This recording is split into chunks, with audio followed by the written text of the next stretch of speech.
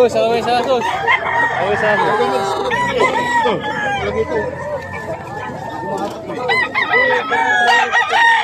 Tanto na ba? Tanto.